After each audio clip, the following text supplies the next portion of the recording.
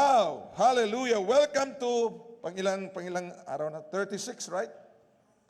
Pang-36 na araw ng ating Holy Ghost Blast. 38 na?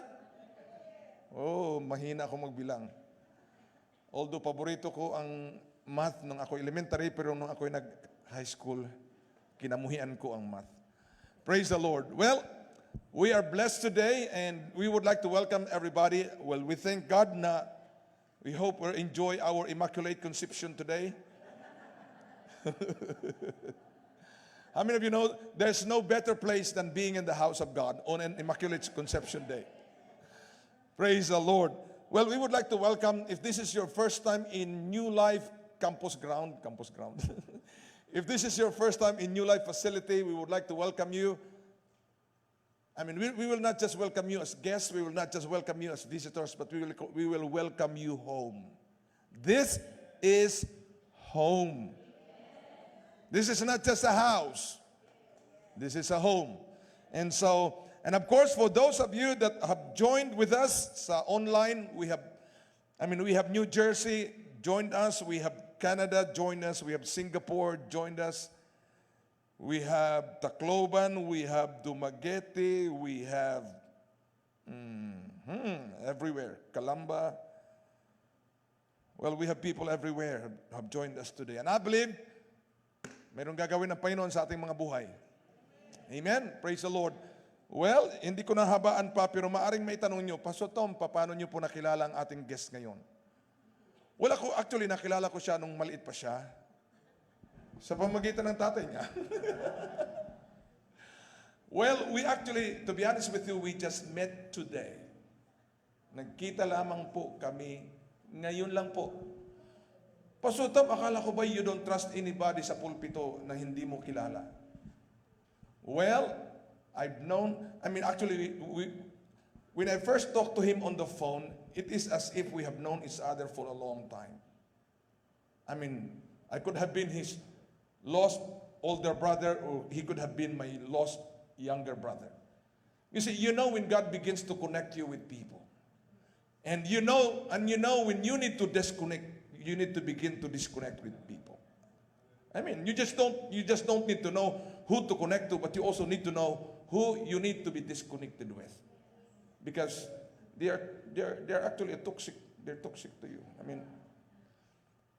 And I believe that the Lord brought him here today.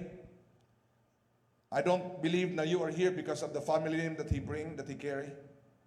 I believe we are all here because, of the grace, the anointing. He's been ministering into the body of Christ, but most part of the ministry that he's been doing was to the conservative part of the body of Christ.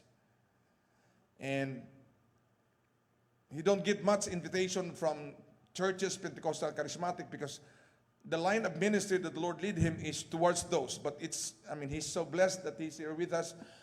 But, he would like to be called a servant of the Lord Jesus Christ, which actually yun naman talaga dapat eh. Pastor ba siya?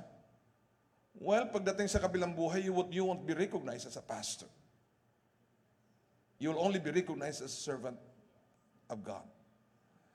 You see, he's been traveling to many churches, ministering, and being used by God. He used to be a part of a church that don't necessarily give the freedom, the power of God, the liberty to do whatever God wants to do. But then he stepped out and then began to believe for signs, wonders, and miracles. And so that's the main reason why we have him today. Because I don't think we just need to hear the word. I believe we need to see God move. I believe we need to see the power of God being demonstrated. And he have seen many of that in ministering to churches and people.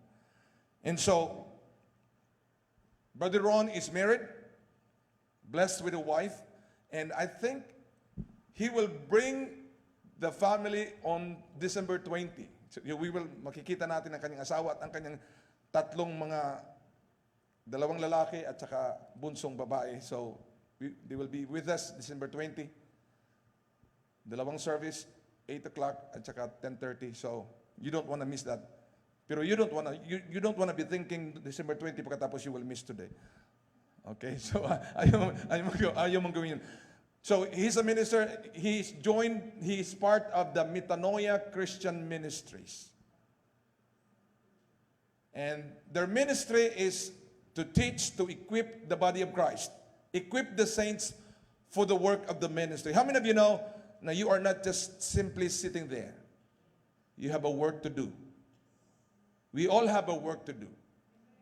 My work may be different from what you are supposed to do, but if we are going to join all of our work together, then we would accomplish the most important thing that needed to be accomplished before Jesus returned, and that is fulfilling the Great Commission, which is teaching, preaching, and then demonstrating the power of God. So, without too much ado, I would like us to welcome a New Life Santa Rosa welcome.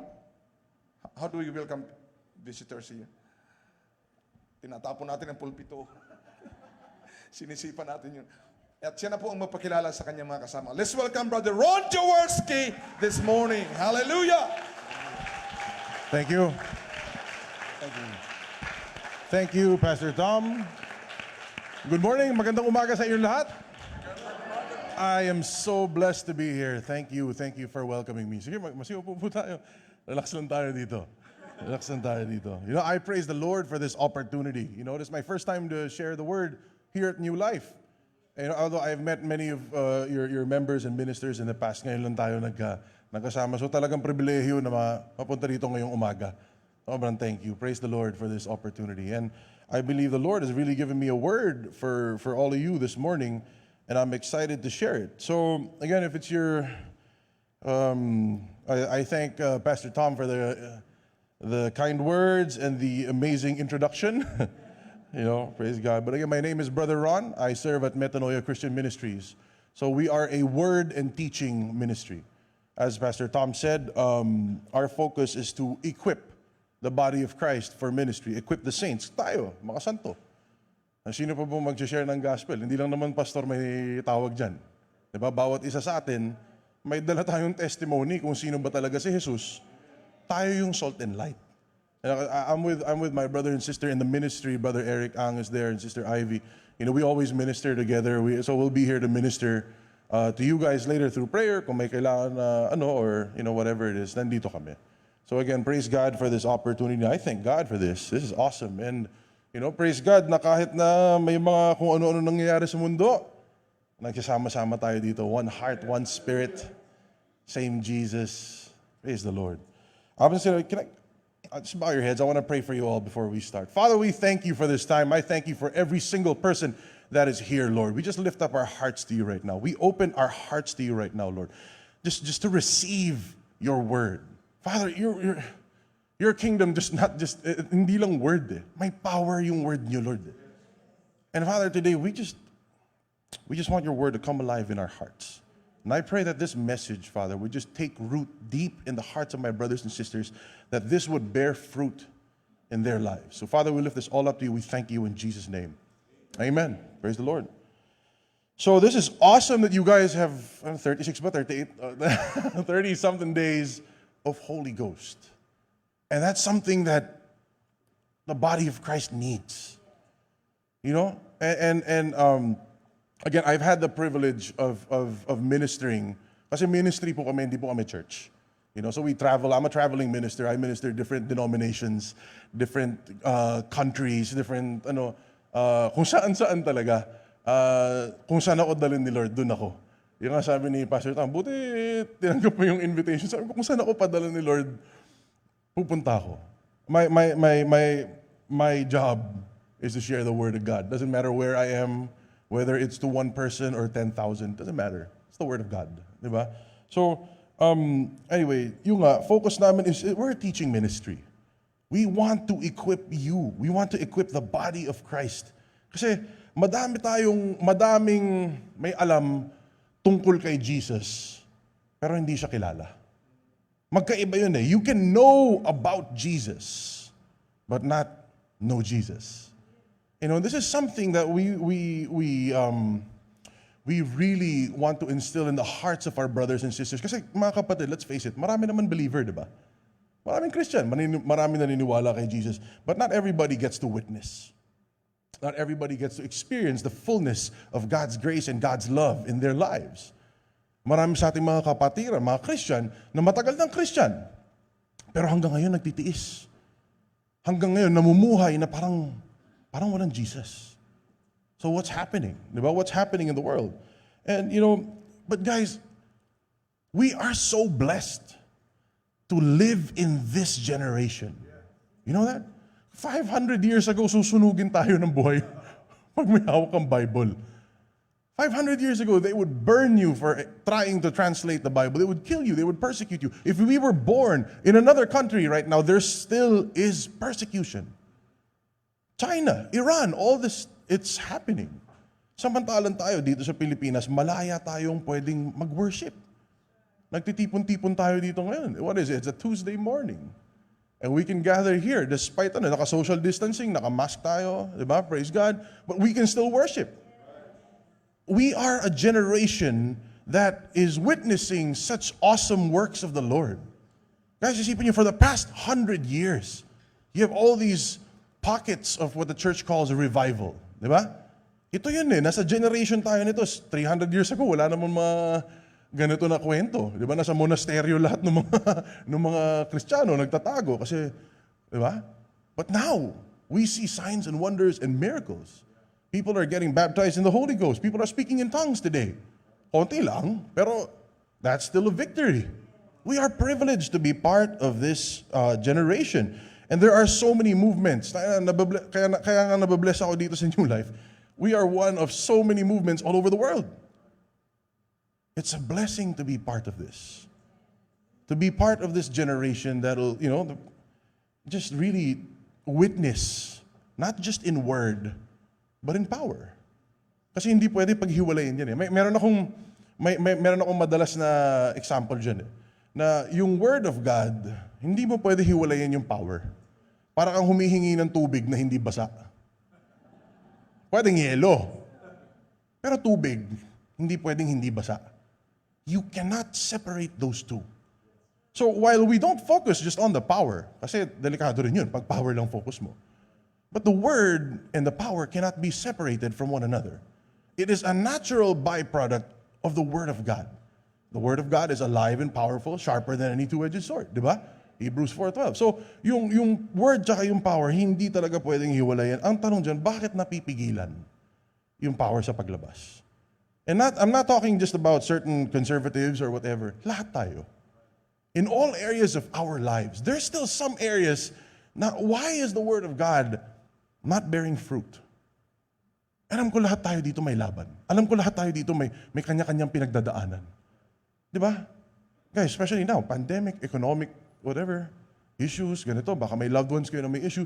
Bakit may area sa buhay natin na hindi nagbe-bear fruit yung word of God? Kasi ang alam ko, one thing I am absolutely sure of is that it's not the word of God that's a problem. If the word of God is true no matter what, di ba? Romans 3:4, let God be true and every man a liar. So, it's not the word of God that's the problem. So there's something that we're kind of missing. There's a disconnect. And if there's anything in my heart, it's just I want to see every single person here, every single person watching this. I don't know wherever you guys are behind that camera, but wherever you are, I just want to see the word of God, the seed of the word of God bear fruit in your lives. Kasi imposible. 1 Peter 1:23, the word of God is the incorruptible seed. So meaning, hindi yung punla yung may problema. Hindi yung binhi yung may problema. Yung lupa. Tayo yung lupa eh. Pag incorruptible, hindi problema yung seed. Perfect yan. Di ba, marami dito mga plantito, plantita. Ako matagal na akong plantito. Pero ngayon lockdown, di ba, daming plantito, plantita. So yung mga iba nagtatanim ng seeds, hindi lahat nabubuhay eh. Pero seed lang yun eh. How about the incorruptible seed? So it's never the seed that's the problem. It's never the word that's the problem. If God has a promise and it is not manifesting in your life, hindi si God yung may problema. So mas madaling tumingin sa sarili kaysa pilitin mo si God. Hindi mo pwedeng pilitin si God. You cannot manipulate God. You cannot twist His arm. Diba? Pero sa sarili natin, meron tayong pwedeng baguhin. Yun yung gusto ko ano. So, brothers and sisters, I love the subject of this, the Holy Ghost blast. Ang galing. Narinig ko yung, sabi ko, galing, Holy Ghost blast. Because the Holy Ghost is not just with us, He's not just upon us, He's in us. That's a world of difference, di ba? Kasi Old Testament, laging God with us, we were blessed because God was with us. Ngayon, hindi lang with us. Hindi lang upon us. He just does not fall upon us. He is in us. And He's going to stay there forever. You know that? Scripture supports that. He says that He will never leave us nor forsake us. Diba? So, we have been revived spiritually. And now we are born again in Christ. Right? And with that great privilege comes a gift that is so great. It surpasses, actually, totoo lang, it surpasses our ability to fully understand it. It will take a lifetime. Kahit na maubos buhay mo, kahit na 120 years ka pa mabuhay at nagsisika, hindi mo kaya sagarin. Di ba? Pero hindi ibig sabihin na, wag na lang, hindi pala. Hindi yun yung point. My personal conviction is that whatever I can learn in this lifetime about the Lord, I'm going to spend time in that. That's our goal, right? So today I want to talk about intimacy. Intimacy with the Lord through the Holy Spirit. Amen? Because guys, you know what? Again, I've been around the body of Christ. I've been in many different churches. I've spoken in many different places, denominations, countries. I got to minister in a lot of places. And many believers have learned to manifest the power of the Holy Spirit. And that's awesome. And I'm so blessed to see signs and wonders and miracles. But the thing is, I've also seen the enemy get through these ministers. Parang bakit? Diba? Isipin mo, bakit, Lord? May power naman, nakaka-heal, nakaka-cast out ng demon, nakaka-prophesy, nakaka-ganito. What's going on? Right? So, and I see these men and women of God who love the Lord and love the ministry, but they suffer from depression, from anxiety, poverty, bad relationships, sickness, recurring sin, offense. Yan, mabigat. Pagiging offended. Paborito ni Satan yan. Offense. Division, inggitan, jealousy. Diba? So, ang kalaban natin dito, hindi lang demonyo. May flesh tayo. And the only way to to really overcome that is just really focus on who God is, who Christ is, and our identity in Christ. Because these things, demons, totoo lang, demons, madali lang i-deal eh. Cast them out. Because it's not you, it's not me, it's the name of Jesus that they're afraid of. It's not how good you are, how talented you are. Diba? It's the name of Jesus that has power. It's not the name of the church or the name of the pastor or the name of whoever minister. It is the name of Jesus that drives them out. But here's the thing, you can't cast out flesh. You got to crucify the flesh. You can't reform the flesh, you can't fix it. There's no fixing it. It has to die and you have to be born again. There's no reformation of the flesh. You need it crucified. So again, the enemy is very subtle. Robbing the body of Christ, spirit-filled believers who have experienced the power of the Holy Spirit. Trying to pull them away from their calling. Kasi umaapil sa flesh. Yung problema kasi minsan, the problem is a lot of our fellow brethren naging overconfident. Kasi nakaka-cast out, kasi naka-heal, kasi nakaka-prophesy, kasi pinakita sa akin ni God yung address mo nung bata ka, kaya galing. Di ba? Parang ganon. May mga ganon na pangyayari na, So, nangyayari dun, yung confidence, nagagamit ng kalaban. Pero yung flesh na papabayaan. And this is something that we teach on quite often. Because guys, our goal is not just to display and preach and minister. Our goal is to finish the race well. Kasi kahit anong galing ng ministry mo dito sa earth, pag hindi ka natapos na mabuti, diba? Dapat well done, my good and faithful servant, yung inaantabayan na natin na sagot ni Lord. Hindi yung sayang. I don't know, just this biro lang. Has nothing to do with salvation, okay? I'm just there. But anyway, you know what? The enemy doesn't attack us head on. Especially a spirit-filled believer. Kasi he knows na pag naspatan siya, pwede siyang cast out. He looks for a back door. He looks for blind spots, weak points, diba? And again, I've met many brothers and sisters who have great power, who have amazing signs and wonders, amazing testimonies, but the thing is, because they lack a revelation of their identity in Christ, nagugulo sila. Nadiderail yung ministry. May mga na-hurt. May mga na-fall out. Diba? They fall victim to the lies of the enemy. Like, John 14:12 is a very familiar verse, I'm sure. And you will do the same works and even greater works than these, for I go to the Father. That's what Jesus said. You will do the same works and even greater works. And that is an amazing promise. The same works and even greater works than these. Sabihin nila, yung mga iba nagde-debate. Ano yung greater works? And then, wag na yung greater works muna. Pause muna. Sige nga, yung same works. Nasaan tayo dun? Anong ginawa ni Jesus? Preached, healed, cast out. He walked on water. He stilled the storms. He raised the dead. Diba? He multiplied, fed the 5,000, fed the 4,000. What else? Sabi nga ni John towards the end of his book, he said, if I were to write down everything, the books on the world will not be able to contain. Pero sabi dito, Jesus cannot lie. We will do the same works and even greater works. Pero lahat nandun nakatingin. Ang pinaka-importante ng part ng verse na yun is, because I go to the Father. Kasi hindi mo magagawa yung first part kung hindi siya umakit kay Father. Ano bang importante doon? Kung hindi siya umakit kay Father, hindi bababa si Holy Spirit. Right? Yun yung focus natin, yung intimacy natin kay Lord. And knowing our identity in Christ. Ano bang ginawa ni Christ? Ano bang meron natin dahil sa cross of Christ? Sino na tayo ngayon? Because we have Christ in us. So performing the same works and the miracles, that's not the end goal. That's a byproduct. Huwag tayong makontento dun lang sa performing the same works or even greater works. Hindi hinahabol yun. It happens so naturally. And later I'll share some testimonies about that.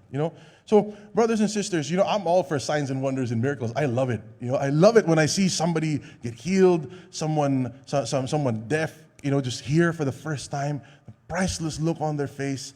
Yung mga bukol na nawawala, yung mga buto na pumuputok bilang okay na. You can't make that up. There's just too many of them, too many doctor-confirmed miracles. May iba pati doktor gumagaling. Siya rin, hindi na rin ma-explain. Pero sige, naniniwala na ako kasi talagang hindi ko ma-explain kung ano nangyari. Talagang si God. So it's amazing. But see, those signs and wonders and miracles, and I love them, those are byproducts. They are byproducts of your intimacy with the Lord. So, it's an overflow of God's love and grace in our lives. Diba? So 1 John 4, we love because He first loved us. You know what signs and wonders and miracles are? They are the overflow of God's love in my life, in your life. So where you step, those things follow. But that's only going to happen if you're overflowing with God's love. Right? So, it's an expression of the Father's love. The end goal, brothers and sisters, is to manifest Christ on earth. Not just the power, but Christ. And all those things, you cannot separate it. So I know it seems like a small difference. The actions may look the same, but the intentions. God looks at the heart.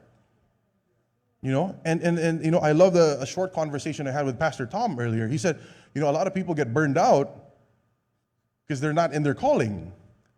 They're ministering out of their flesh and not out of their calling. So they don't have the grace to fulfill the mission. When God sends you on a mission, He gives you provision. But if you're doing a mission that's not God's mission, burn out tayo. Hindi pwede. Diba? So ito yung point ko, mga kapatid. Because again, nakakalungkot makakita ng kapatid na sumusuko o nabubugbog.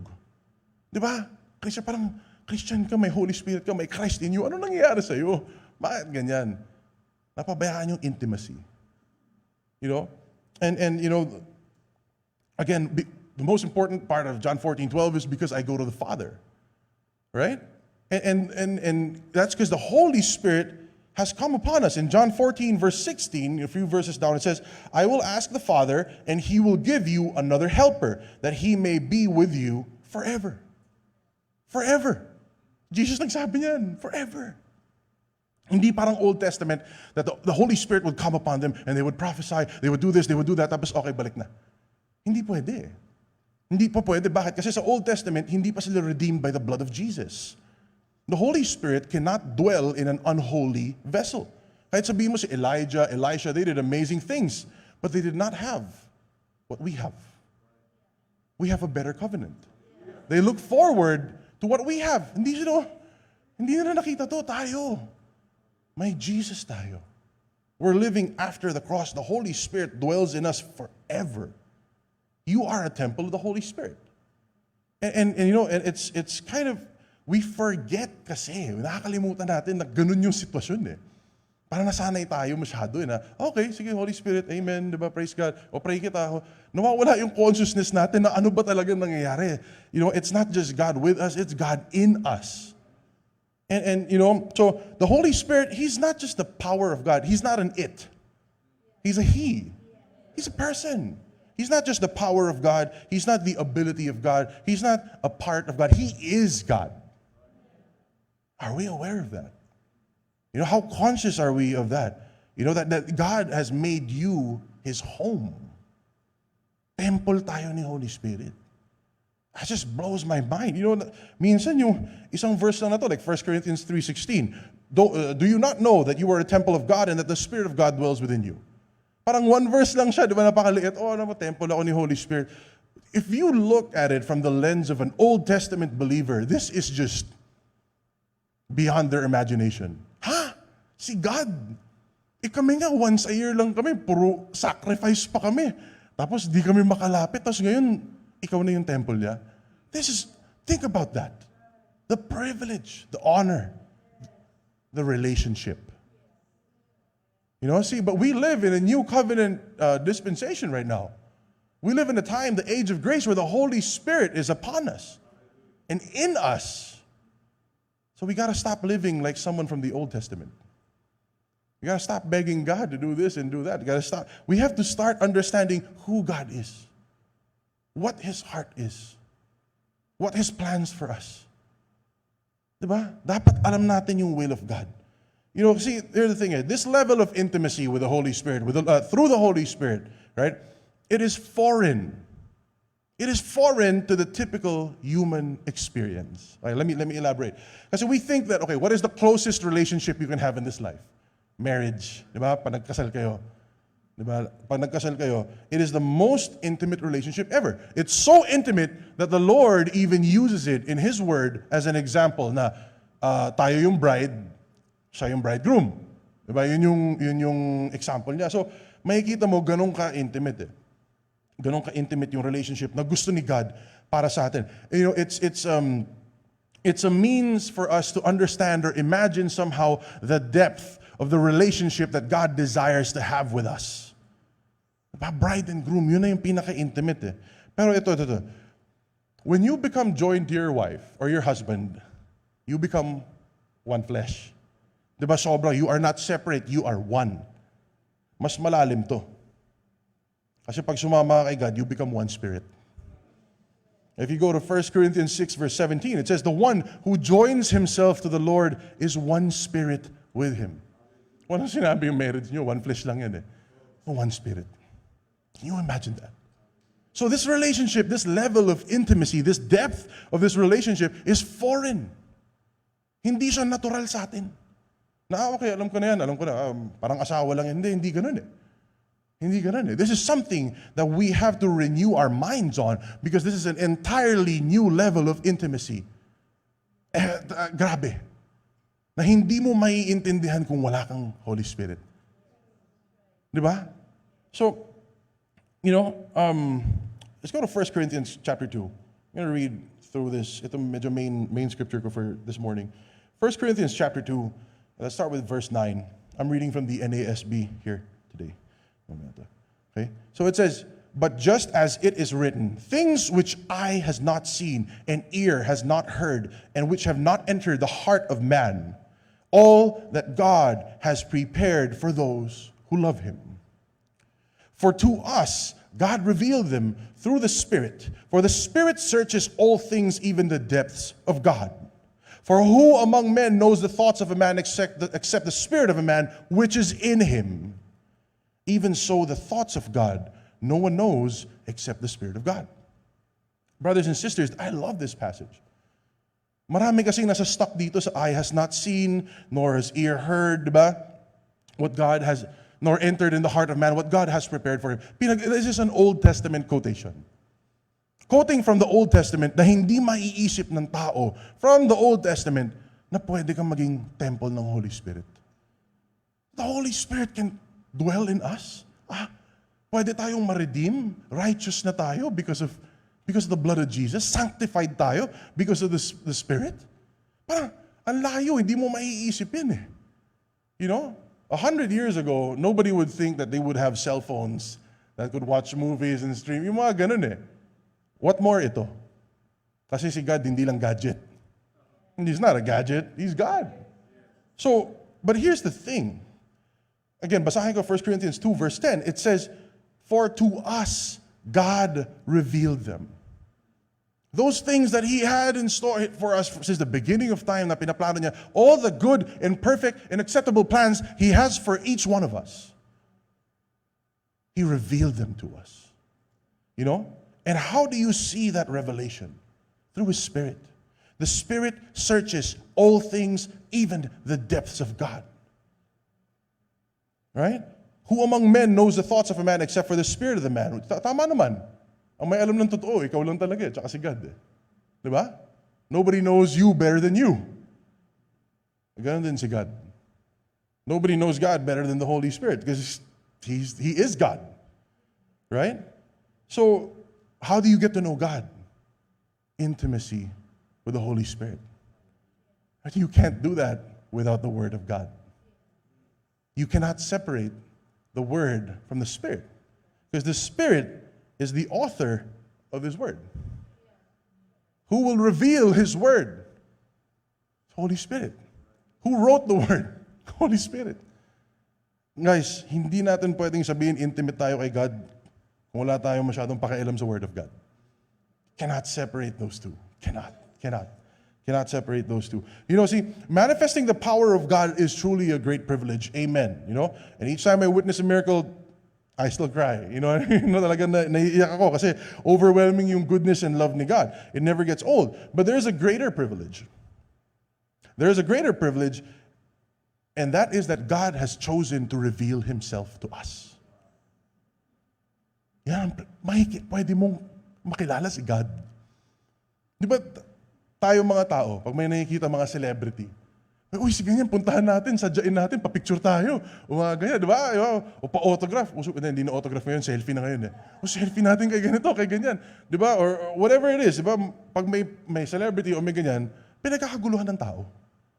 You know, people try to come near and try to get a picture with them, get to know them, or ganito, ganyan. Pero hindi, ang layo eh. Ito si God. Siya bumaba.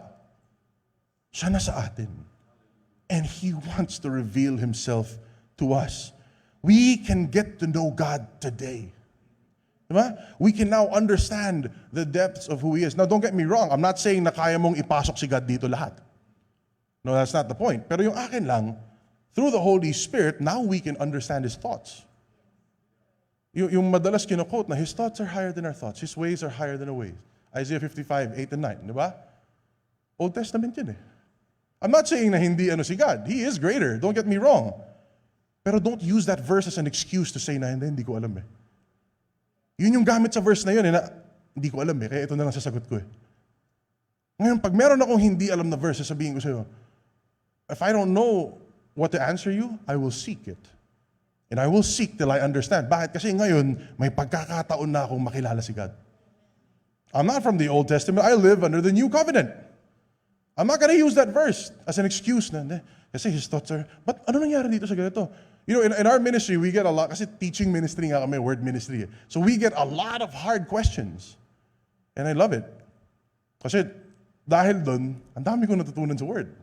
Sabi ko, oh nga Lord, ano to? And I just spend time in the word until the Holy Spirit reveals it to me. Ngayon kung wala, hindi ko pipilitin. I continue to seek. And as I build revelation, I build the foundation of truth in my heart and in my life. Bilang, oh wow, everything fits like a puzzle now. So ngayon, itong Word of God, walang contradiction sa akin. Yung mga hindi mo naintindihan bro, his thoughts and then may sagot ako dyan, dito lang. May mind of Christ tayo eh. We can search the depths of God. Now, I'm not saying kaya mo sagarin, please don't get me wrong or misquote me. All I'm saying is that we have an opportunity, a privilege na makilala si God. And from that intimate relationship, everything else will flow. Because, I've seen a lot of people who have learned to walk in the power of the Holy Spirit, but have yet to discover the great treasure of knowing God and knowing Him intimately. Huwag tayong makontento dun. Kasi, again guys, I know this is an uncomfortable topic, but I promise you, if this gets rooted in your heart, hindi ka magagalaw ng kalaban ng basta-basta. Again, guys, a lot of people, sadly, they equate spiritual maturity to spiritual gifts. Hindi tama yun. Kasi ang gift binibigay lang. Magkaiba yan. Hindi porke may gift ka, automatic mature ka na. Hindi porke may power of God na na-display, automatic intimate ka na kay God. Kasi that's a gift. It's a grace gift. Grace is an undeserved privilege. So if we pray for someone and that someone gets healed, it's because God is good. It's not because magaling ako. Hindi dahil tama ako, marami akong alam kasi tama yung inaral ko, o tama yung denomination ko, o tama yung ganito. Walang kinalaman yun. The only thing that matters there is that mabait si God.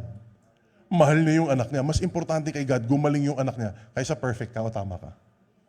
So let's not equate, just manifesting that as maturity or as being correct. Or tama theology ko kasi gumagana tong ganito. Hindi yun yung point, yung grace ni God eh. Yun yung gumagana dyan eh. But we are just vessels. That's not our qualification eh. But the true sign of intimacy and maturity is not a spiritual gift. It's fruit. Because fruit takes time to grow. Ito, plantita reference na naman. Ang gift binibigay. Parang Christmas tree. Christmas season ngayon, di ba? Ang gift nilalapag sa ilalim. Nandyan lang yan. Pwede mong sabitan ng mukhang fruit, but that's not fruit. Mukha siyang fruit, di ba? May mga sabit-sabit yung Christmas tree. Mukha siyang fruit. Pero ang tunay na prutas, it's alive. It takes time to grow. You gotta care for it. You gotta have a relationship. You have to be connected to the root, the life. You gotta feed it. Di ba? Alagaan mo, bantayan mo. And inside that fruit is, guess what? More seed. When you can plant, then yun eh. Yun yung life cycle eh. So wag tayong maging Christmas tree na parang sinasabitan lang ng maraming burloloy. Ganda tignan, daming kintab, daming ganito. Pero ang Christmas tree, patay. Walang ugat yun. Walang bunga. So it's not a sign of maturity. It's not the amount of gifts or the amount of manifestations that determine our maturity and our intimacy with the Lord. Let's not assume na tama tayo lagi kasi gumagana yung prayer natin. The truth is, intimacy with God comes from the desire to understand God. Intimacy with God comes from the desire to really understand God. And not just know about Him, but know His heart. Yung tibok ng puso niyo, pareho. Yun yung goal natin. Na kung ano yung laman ng puso niya, yung laman ng puso mo, yun na yun. Hindi kanya na kailangan sabihan na, anak, gawin mo to, kumaliwa ka dyan, kumanang ka dito, hindi yun eh. Dapat nandun tayo sa point na hindi na tayo kailangan i-micromanage ni God. Kasi pareho na yung tibok ng puso natin. And when that happens, Christ in you will begin to manifest through you. That's what we're called to do, di ba? We're ambassadors for Christ, 2 Corinthians 5:20, di ba? We are ambassadors for Christ. We represent Christ. We are to manifest Christ here on earth and bring heaven here. That the Lord's will is that it be done on earth as it is in heaven. Pero magagawa lang natin yun through Christ. Because you and I, wala naman tayong inherent na on our own, di ba? Apart from Christ, we can do nothing, John 15. So, again, through the Holy Spirit, we can search the depths of God. We can understand His heart. We can grow in intimacy with Him. We can understand His thoughts and ways. They are no longer too far away to reach. Isang pikit lang, Lord, ano to? Lord, ano to? Personal, pag meron akong struggle with something, I step back and I spend time in the Word. Or I spend time in godly fellowship with those who I have allowed to speak into my life. Accountability ko. And we just sit and we process and we just, through the power of the Holy Spirit, nare-reveal nade-deal siya Yun yung sobrang importante, yung intimacy Hindi lang solo-solo tayo So, again, it's the treasure of really knowing God and experiencing God and understanding His heart, aligning our hearts with His. Yan ang treasure natin. Yan ang tunay. And out of that relationship, everything will just overflow. Let's go back to 1 Corinthians 2. 1 Corinthians 2, it says here in verse 12, it says, now we have received not the spirit of the world, but the Spirit who is from God, so that we may know the things freely given to us by God. We may know. We have the privilege that we may know the things of God. Mga kapatid, I'm telling you, mag-take root lang yan sa heart nyo. Grabe yung fruit na lalabas sa buhay nyo. Kasi, honestly, again, like our ministry sa Metanoia, ang ginagawa lang namin, nagtuturo lang kami. Wala naman kaming ginagawang special. Sa totoo lang, hindi naman sa puro Bible study lang kami or service or ganito. Kaya daming gumagaling. Dami nag-deliver, dami nagbabagong buhay. Mga addict, walang rehab, ganyan. Ayoko na. Tigil. Nakakailang rehab na, talagang luhod. May ginawa ba kami? Wala. Nagtuturo lang kami. It's the Word of God. But when this Word, the incorruptible seed, takes root in your heart, and you have it for yourself, hindi pwede agawin ng kalaban yun. Di ba? So, it's amazing. Praise the Lord. Teka, let's go back to that scripture.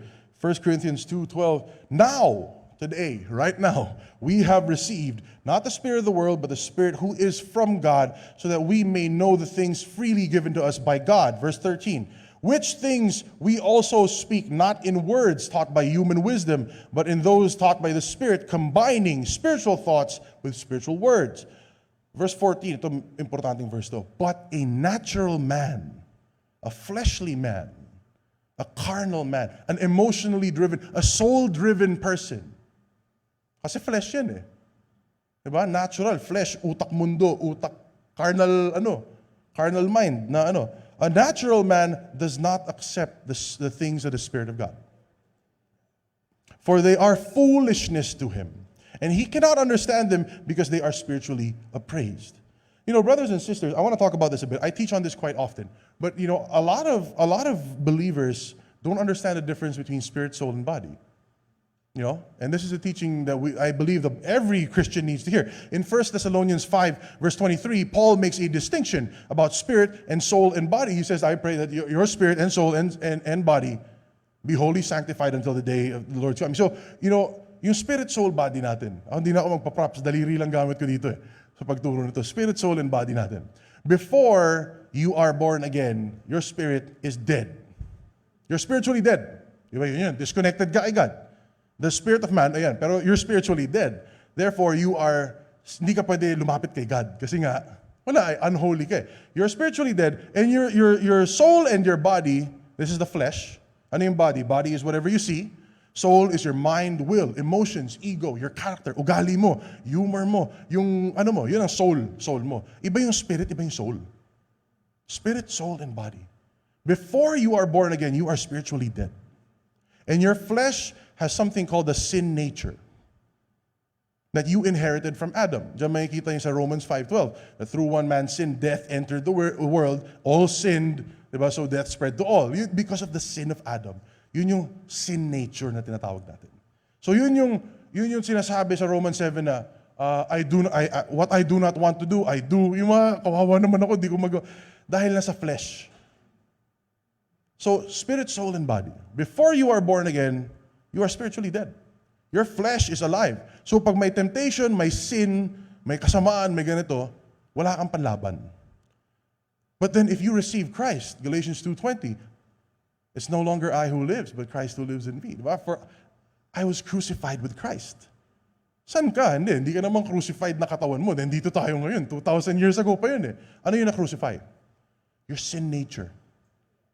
Your sin nature has been crucified with Christ. That is the old you, the old identity of you has been nailed to the cross. It is no longer you who lives, but Christ who lives in you. And the life which I now live, I live by faith in the Son of God, who loved me and gave himself up for me. So the flesh has been dealt with. Sin, not just the act of sin, the sin nature has been nailed to the cross. And you are born again. So ngayon, meron na tayong spirit, who is one spirit with the Lord. Spirit, soul, and body. Dati, wala tayong laban sa tawag ng laman. Ngayon, meron na tayong Holy Spirit. Because God, like what I said a while ago, God cannot dwell in an unholy vessel. A holy God cannot mix with anything unholy. So ginawa ni Jesus, dahil sa blood niya, ginawa mo ng holy to. Para pwede ng bahayan ni Holy Spirit. This is the part of you that's born again. When you receive Jesus Christ, if you look in the mirror, before and after, kung pogi ka nun, pogi ka pa rin. Kung mataba ka bago ka ma-born again, mataba ka pa rin pagkatapos ka ma-born again. Diba? Kung long hair ka nun, long hair, hindi na babago to eh. Kasi flesh to eh. Pero yung spirit mo, may identity kang bago. Yun yung perfect, yun yung sinless, yun yung hindi ka na sinner. Yung sinner patay na eh. Kung pinipilit mo na sinner ka, you will get stuck in the flesh. Kasi patay na yung sinner. It's not your act of sin that makes you a sinner. It is the sin nature that makes you a sinner. Diba? Hindi dahil gumagawa ka ng kasalanan, makasalanan ka. Hindi yun eh. Yung sin nature na natanggap mo kay Adam, yun yung gumagawa sa yung sinner. Eh sino namatay sa cross? Yung sinner. Tapos yung buhay ni Christ, palit buhay kayo. Tutuloy mo yung buhay niya. Christ who is our life. Diba? Colossians 3:4 yata yun. Hindi ako nagkakamali. But you know, anyway, medyo na-off track ako doon. Nagigil ako doon sa ano. Ang sarap kasing pag-usapan eh. Diba? Ang sarap pag-usapan. So, what happens now? Romans 8:6. Those who are, the carnal mind leads to death. To be spiritually minded leads to life and peace. So kung sino ang labanan ngayon ng New Covenant believer, sinong mas dominante? Si spirit o si flesh? Emotional driven ka ba? Yung decisions mo ba laging yung tibok ng puso mo, yung kung anong pakiramdam mo? O nakabase ka sa salita ng Diyos? Ano yung mas totoo sa atin? Kasi kung ano yung magdodominate sa'yo, malinaw sa Romans 8:6. In the NASB, the mindset on the flesh leads to death, the mindset on the spirit leads to life and peace. To be carnally minded is death. Diba? So, kung dominante sa atin ang flesh, paano na? But if you are spiritually minded, meaning, God is not just part of your day, He is your day. Kapag may nagtatanong sa amin sa ministry, Brother Ron, Brother Eric, gano'ng katagal kayo mag-pray? Totoo lang, wala akong masasagot sa inyo. Hindi dahil hindi ako nagpe-pray, wala akong set time mag-pray. Alam mo bakit? Buong araw ko kausap si God eh. Buong araw ko kausap si God eh. Walking, washing hands, driving, parking, during lunch, whatever, kasama ko siya eh. So it's not na tipong, teka, sandali lang, pray muna ako. May times na gano'n, minsan may leading ka to intercede for friends, or to speak life, or when you're ministering. Pero yung ako tsaka si God, buong araw ko siya kausap eh. Hindi ko sinasabing perfect ako, pero alam mo yun, ito yun eh. And then kung napapabayaan natin yun, si flesh, lumalakas. Diba? So, yung point ko lang is that, huwag tayong maging conscious dun sa mali. Maging conscious tayo dun kay God. Huwag tayong sin conscious, hindi dapat ito iniinin eh. Focus ka lang kay Jesus. Pag napansin mo, teka, parang flesh na yun, balik tayo. Ganoon lang kasimple.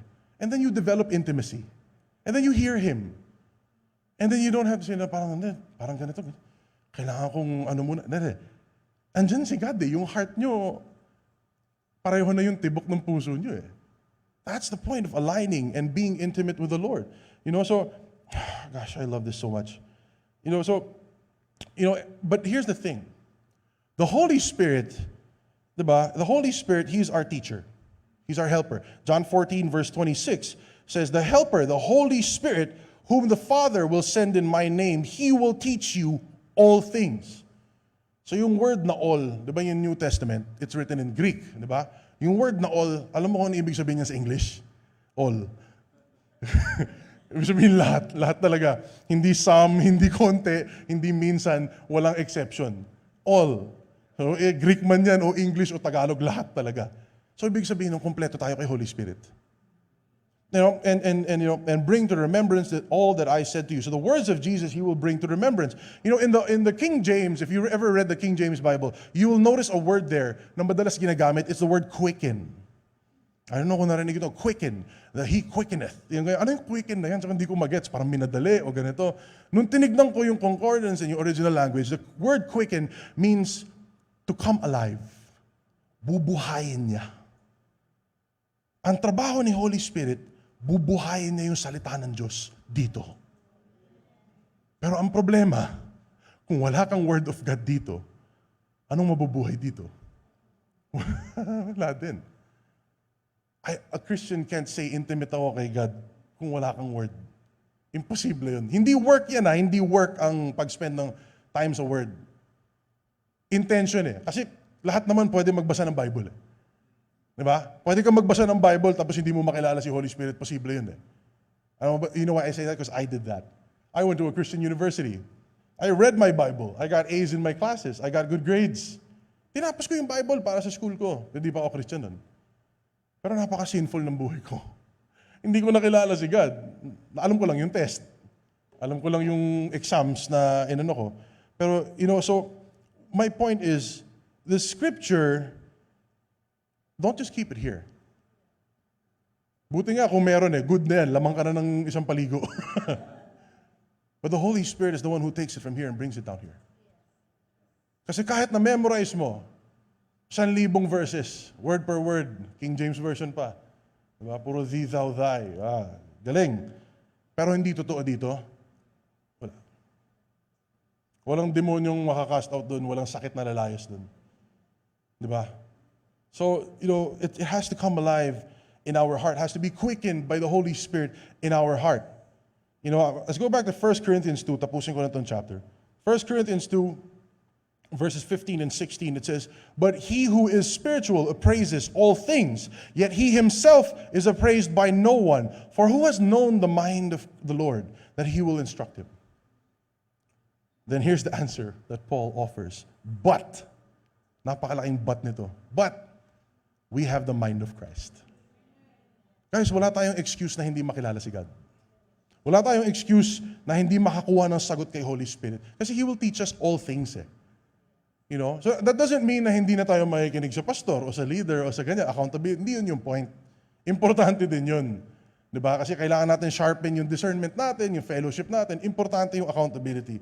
Kasi may nilalabanan tayong flesh. But if you seek and set your heart to understand the Lord, nasaan ba yung mind of Christ? Wala naman sa bulsa natin. Hindi naman nakasukbit yan kung saan. It's in our spirit. You have it.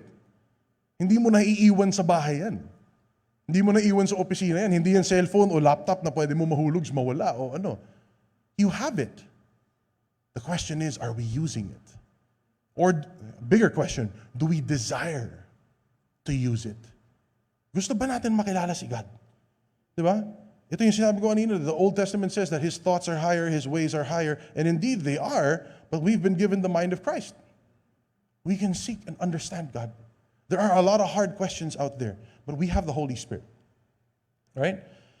So, guys, I'm telling you, as you grow in intimacy with the Lord, I don't know why, hindi ko alam kung para kanino to, kung sino nanonood dyan, kung sino may kailangan sa message ito. But I'm telling you, as you grow in intimacy with the Lord, the signs, the wonders, the miracles, the power, it's going to follow. Yan yung follow. Yun yung point dyan is that it's so natural. Actually, hindi mo siya napapansin. Sobrang normal. Sa amin, baliktad Pag hindi gumaling, doon kami, anong nangyari?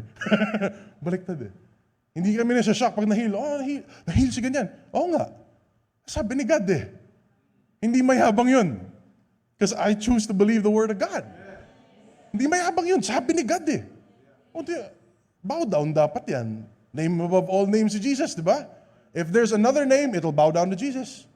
If it's cancer, thyroid, whatever, it'll bow down to Jesus. Schizophrenia, anxiety, autism, bow down to Jesus. Magtataka ako pag hindi. So may problema pag hindi. Kasi hindi pwede. Kasi sabi ni God eh. You know? So, anyway, I'll share a few testimonies here. You know, that, again, we're teaching in word ministry. And as we teach, ito, mga ganito, message lang, wala kami ginagawang special. Mamaya may gumagaling. Mamaya may magte-testimony, bro, habang nagtuturo ka, biglang uminit yung likod ko, hindi ko alam kung ano yun. Pero pag tayo ko nung altar call, umupo na lang ako ulit. So ako, bakit? Wala na ba't ako magpapapray? A true story, it happens all that. We have so many of these testimonies, it's amazing. And ito, lockdown. So ang ginawa namin nung lockdown, nag-online Bible study, araw-araw. Araw-araw ako nagturo ng buong lockdown. Every single day at 4 o'clock, we just went, everything. Honestly, bago nun medyo struggle sa akin kasi ayoko na sa camera. Ayokong yung mukha ko naka-plaster kung saan-saan. You know, I'm someone who really enjoys my privacy. And sabi ko, iba pag nasa harap ka, it's not easy. You know, pero sabi ko, somebody has to speak the word of God. Puro fear na lang kasi yun sa social media. Ang Bible study kami every day, and we receive testimonies of people getting healed while watching the Bible study. Walang lay hands, walang pray, walang... You know, one of the most notable ones, may isa, this lady, came from a conservative church. So sobrang foreign sa kanya nitong pinag-uusapan natin. Diba? But her eyes were open to the truth from watching the Bible study. And she was reaching out, Brother Ron, praise God, sobrang na-open yung eyes ko. Ganito, ganyan. I'm gonna share these videos with yung friends ko na ganito, ganyan, na conservatives. So syempre, yung mga ibang friends niya parang, uy, huwag kang makinig dyan. Ano yan? Delikado yan. O mga ganito yun, mga usual term na ginagamit na, hindi, ayoko pakinggan yan kasi iba yan, ibang ganito yan. Anyway, meron siyang isang friend na Sharon. I had a teaching on healing yung topic. So, the biblical basis for healing. If you notice, I have not spoken anything here except scriptures. Pag nagturo kami, hindi kami lumalabas sa Word of God. Ito lang talaga yung, we believe the Word of God is enough. So, nagturo ako ng healing, it's just a video, and pinasa niya, ayaw daw panoorin kasi makakatakot. Kasi nga foreign yung theology na nagamit niya. That person, apparently nagka-leukemia. So, COVID ngayon, na-confine, bawal bisita, walang pamilya, mag-isa lang siya doon, sobrang bored niya na, sama pa ng pakiramdam niya, kasi leukemia. You know what she did? She decided to watch the video. She got healed. And she went home. Sabi niya, totoo nga. That's a video. Recorded 3 months, 4 months before. Yan ang Word of God. It is the truth that sets you free, but it's only the truth that you know. Diba? John 8:32, you shall know the truth and the truth will set you free. Nung na-realize niya, ayaw pala ni God, may sakit ako. Healed na pala ako by the stripes of Jesus. Binayaran na pala yung healing ko, kasama pala sa cross. O ba't ako nagtitiis dito? And then, umuwi. Okay na. I don't know this person personally. Yung nag-share ng testimony sa akin, yung nagpasa sa kanya ng video. Pinakita lang yung message, umuwi na. Pinanood dun sa na-realize yung, bakit ako may sakit, ibayad na ni Jesus to? Guys, this is the power of the Word. You know, deliverance happens as truth comes alive in your heart. So when we minister, we don't just pray for people, we want to talk to you. Kasi there's something, kung meron kayong struggle, may ugat yan eh. Yun yung hahanapin ko. I mean, guys, don't get me wrong. Pwede tayo mag-pray, lay hands kita, walang problema. Confident ako sa Word of God. Confident ako kay Holy Spirit. Alam kong mahihil yung tao, alam kong ma-deliver. Pero paano pag wala na ako? Paano pag wala na si brother? Paano pag wala si pastor? Paano pag nasa malayong lugar kayo tapos may umatake ulit? Don't put your faith in someone else's faith. Hindi pwedeng second-hand faith. The true ministry really is to equip you with the Word of God. You can fight your battles. Because it's just as much yours as it is mine, as his pastor. Word of God sa atin lahat to eh. Diba? Pero yung truth, when it gets quickened or comes alive in your heart, yun yung life. Kasi nature ng word yan eh. Psalm 107 verse 20 says, the Lord, He sent His word and healed them and delivered them from their destructions. The nature of the Word of God is to heal and to deliver. Trabaho ng word yan. So, bibigay namin word para yun yung magbunga sa buhay nyo. Diba? It is a byproduct of intimacy with God through His Word that comes alive in your heart, right? So, we gotta value the revealed Word of God. You know, the treasures found there are just priceless. Sobrang priceless niyan. You know, and everything else is a fruit of that relationship with God. It just overflows in your life. Ang daming promise ito. Just a few verses I want to share with you guys. You know, I don't know what you're going through right now. I don't know kung anong season mo sa buhay. I don't know kung meron ko nasaktan dati. I lived a very ungodly life before. I'm not gonna share my testimony here now kasi mahaba yun. Maybe some other time. But I lived a very ungodly life. Marami ako nasaktan na tao, marami ako mga nasira na buhay. Dami ako naapektuhan. Diba? Pero may verse dito nakasulat na you are God's workmanship. Do I feel like it? Do I look like it? When I look at old pictures and old ganyan, does it feel like it? No. Pero sabi ni God yun yung bubuhayin ko sa puso ko. Na yung gumawa ng masama na yung patay na. Wala na condemnation. I'm sorry about what happened. But the person who did that is dead. Got nailed to the cross. Para saan pa ako magpapaka-condemn? Dahil pag nagpakain ako sa condemnation, wala sana ako dito sa harap na to. And I wouldn't be sharing the good news with you guys. Diba? But can you see yourself as God sees you? Can you look at the mirror and say, this is God's workmanship? Sa NLT, New Living Translation, you are God's masterpiece, Ephesians 2:10. Masterpiece ka. Kahit hindi artistahin ng dating natin, pag tumingin ka sa salamin, pero pagtingin sa'yo ni God, masterpiece ko yan. Kasi anak ko yan eh. Walang ginagawang pangit si God. God is a good God and nothing evil can come from a good God. Walang ginagawang sabog si God. God yan, God of order siya. He is the greatest. Walang basurang ginagawa si God. Di ba? Kung may kapalpakan, fallen world, Satan, flesh, pili ka dun sa tatlong yun. But not God. You are God's masterpiece. So we know that verse, but do you believe it? Magkaiba yung dalawang yun.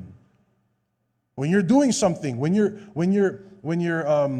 feel empty, when you feel sad, when you have a relationship problem, or may problema ka sa ganito, sa ganyan, yung emotions mo medyo magulo, kaya mo bang tumingin sa salamin, sabihin mo sa Colossians 2:10, sabi, I am complete in Christ. Wala akong kulang. Kumpleto ako.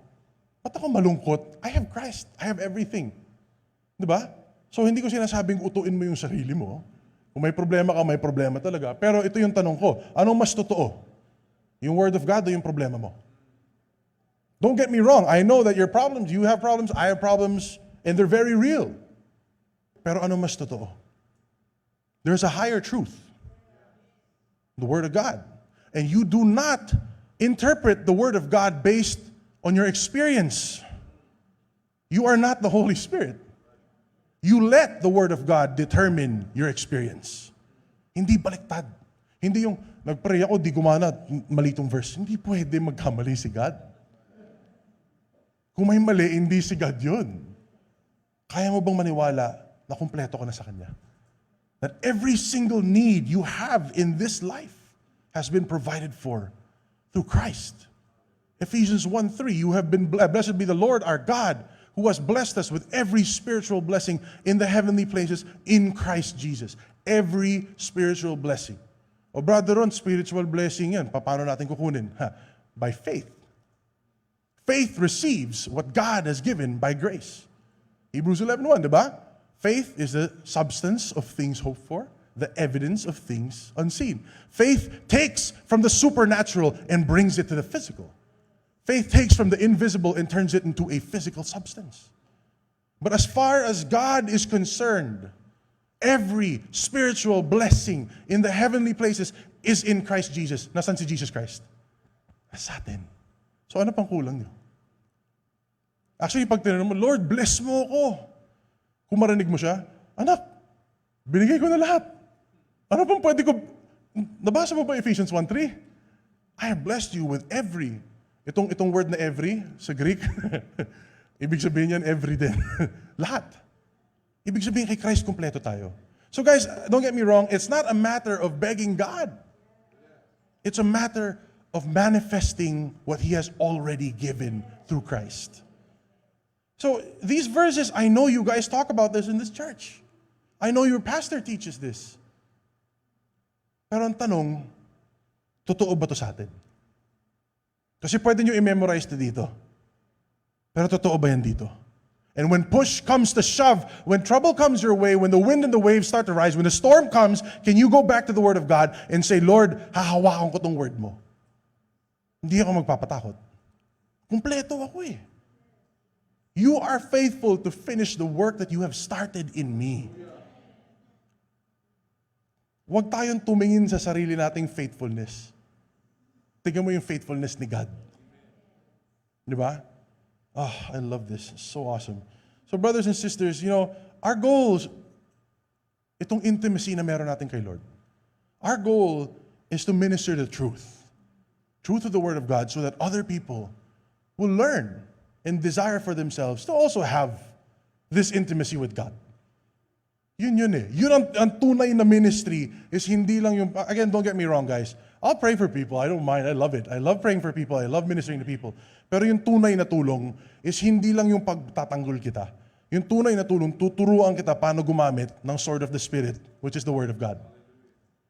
Don't put your faith in my faith. Don't put your faith in anybody else's faith. Faith is between you and God.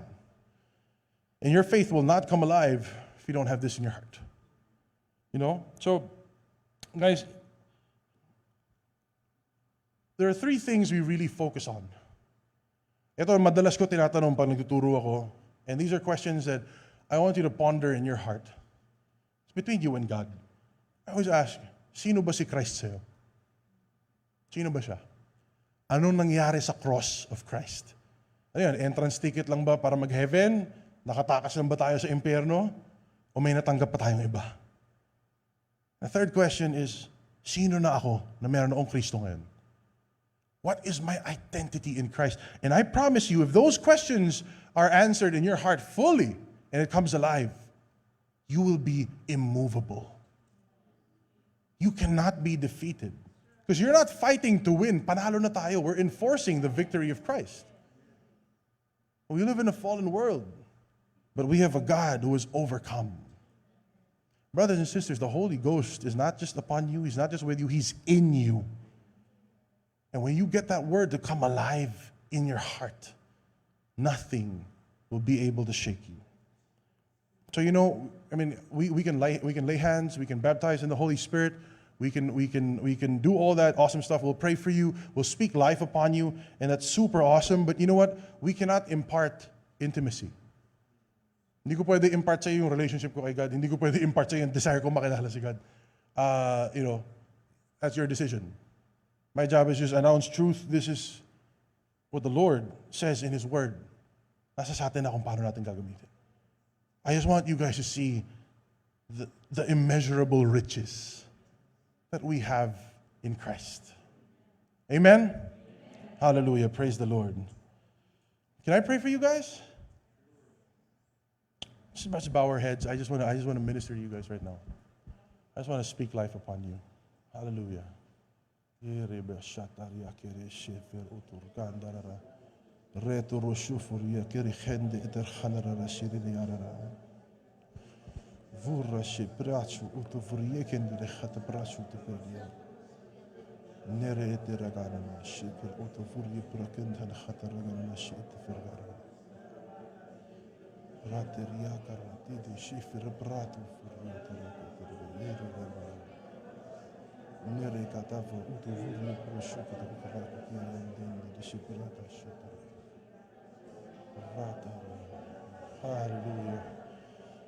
Hallelujah.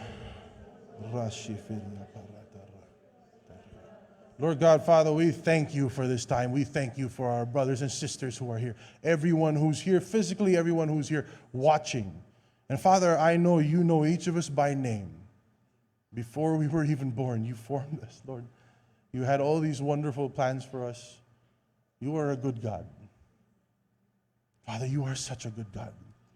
Father, you know our hearts, every single one of us. You know our struggles. You know our troubles. You even know how many hairs we have in our head. You know us more than we know ourselves. Father, wala kaming pwedeng itago sa inyo. Father, today we bare our hearts. And right now, Lord, we desire to be intimate with you. We desire to experience, Lord, your word come alive in our hearts, that seed may take root and grow and bear fruit 100-fold. Father, if there's anything in our hearts, anything that is acting as an obstacle for us knowing you, we surrender, we lay it at your feet right now. Father, your words, they are spirit and they are life. Walang haharang sa word nyo, sa puso namin. Father, I speak life upon everyone here in the name of the Lord Jesus Christ. Father, I cancel every work of the enemy in the lives of my brothers and sisters. Father, I speak peace. I speak wholeness of mind upon everyone here. Lord, daming nangyayari ngayon, daming nagkaka-mental health issues, and daming nagkakaroon ng depression. Those are the works of the enemy. Lord, you came to give us life and have it abundantly in John 10:10.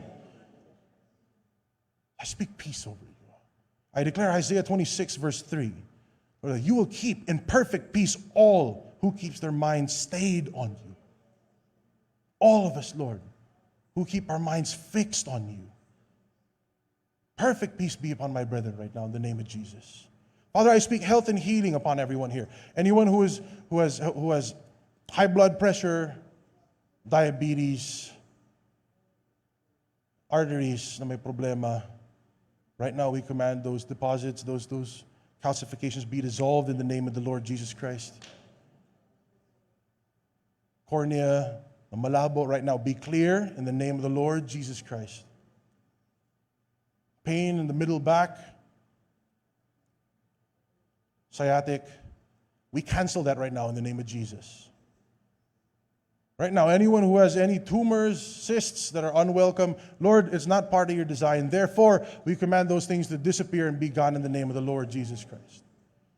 Pain in the knees, pain in the ankles, we command to get out in the name of Jesus. Doesn't matter where the source is, the Lord has paid for our healing. And we declare 1 Peter 2 verse 24 that by the stripes of Jesus we were healed. I speak a blessing of health upon you, brother and sister, wherever you are, even if you're watching through the screen or through the camera. I speak a blessing over you from the top of your head to the bottom of your feet. I declare that you are cleansed and made whole by the blood of Jesus, healed by the stripes of Jesus.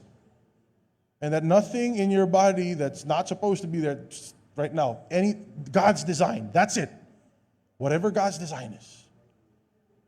Father, I speak peace right now to the hearts of my brothers and sisters who have lost their loved ones. Those who have been betrayed, those who have been hurt, those who have issues. I speak peace over their hearts. I ask you through your Holy Spirit, Lord, to just blanket them in your love and comfort and just make yourself known. Make yourself known, Lord, maranasan talaga nila, mahal na mahal mo sila. I pray that every single person here gets to encounter and experience tangibly the goodness of God. Because it is the goodness of God that leads us to repentance. Father, thank you for everyone here. I speak life upon them. Father, I declare that my brothers and sisters here, they will be the salt and light. They will be the testimonies of your goodness and grace, that wherever they go, whatever they do, the kingdom is manifested, Lord. That through your Holy Spirit, your love that overflows in their life, and the word that has come alive in your heart, signs and wonders will follow. Healing will be normal. Deliverance will be normal. Peace will be normal. Restoration will be normal. The dead will be raised to life. But you are the God who gives life to our mortal bodies. It is impossible to separate the power from the Word of God. Father, these are the vessels of your love and grace in this earth. And today we enforce your will on earth as it is in heaven. We thank you for this, Lord. We lift this all up to you in Jesus' name. Amen. Hallelujah. Praise the Lord. Thank you, brother. Thank you, Pastor. Praise the Lord.